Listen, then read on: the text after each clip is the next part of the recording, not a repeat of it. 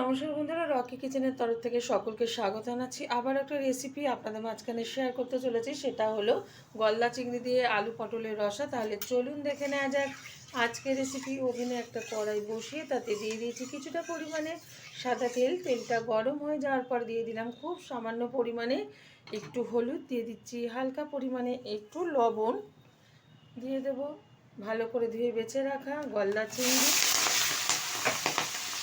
হালকাভাবে ভেজে তুলে নেব একটা পাত্রে। খুব বেশি কিন্তু ভাজবো না, তাহলে শক্ত হয়ে যাবে। তো কালার চলে এসেছে চিংড়ি মাছে, এখন আমি তুলে নিচ্ছি একটা পাত্রে। চিংড়ি মাছগুলো কিন্তু তুলে নিয়েছি। এখন এই তেলে দিয়ে দেবো দুটো তেজপাতা মাঝখান থেকে ছিঁড়ে নিয়েছি, একটা শুকনো লঙ্কার কিছুটা গোটা জিরে ফোড়নে দিয়ে দিলাম।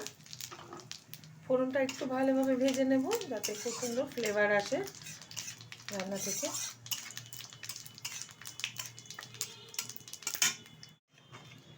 ভালোভাবে মশলাটা ফোড়নটা ভাজা হয়ে গেছে। এখন দিয়ে দেবো টুকরো করে রাখা পটল আলু। আমি ভালো করে দিয়ে পরিষ্কার করে একটু নুন হলুদ মাখিয়ে নিয়েছি।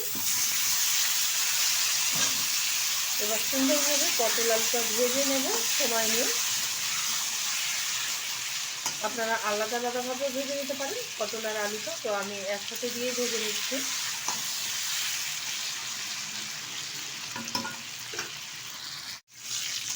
আলু আর পটলটা কিন্তু খুব সুন্দরভাবে আমি ভেজে নিয়েছি, এই যে লাল লাল করে আপনারা দেখতেই পাচ্ছেন।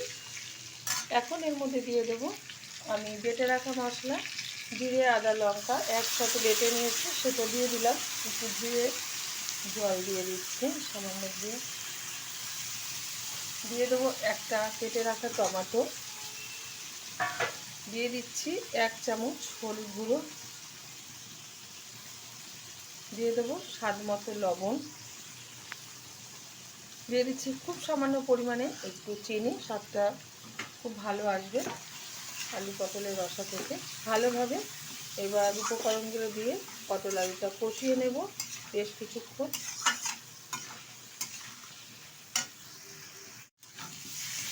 আলু আর পটলটা মশলার সাথে খুব সুন্দরভাবে কষিয়ে নিয়েছি, আর কষানো কিন্তু হয়ে গেছে। এখন দিয়ে দেবো এর মধ্যে পরিমাণ মতো জল।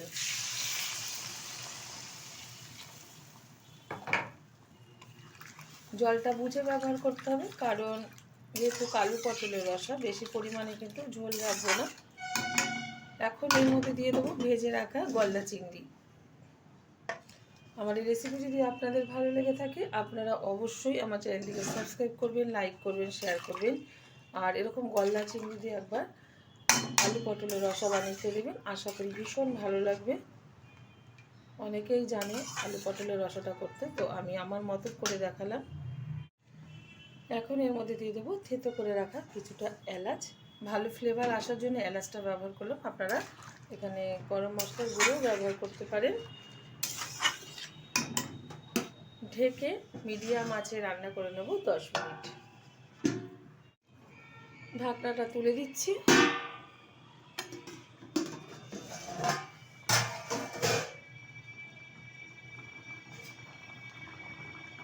খুব সুন্দরভাবে কিন্তু আলুটা সিদ্ধ হয়ে গেছে, আর এদিকে কিন্তু গলদা চিংড়ি দিয়ে আলু পটলের রসাটাও হয়ে গেছে। এরকমই অবস্থায় আমি নামিয়ে নেবো, যেহেতু আলু আছে। তো ঠান্ডা হয়ে গেলে অনেকটা ঝোলই টেনে নেবে। আপনারা অবশ্যই এরকমভাবে একবার ট্রাই করবেন। দেখা হবে পরের ভিডিওতে নতুন কোনো রেসিপি নিয়ে। ধন্যবাদ।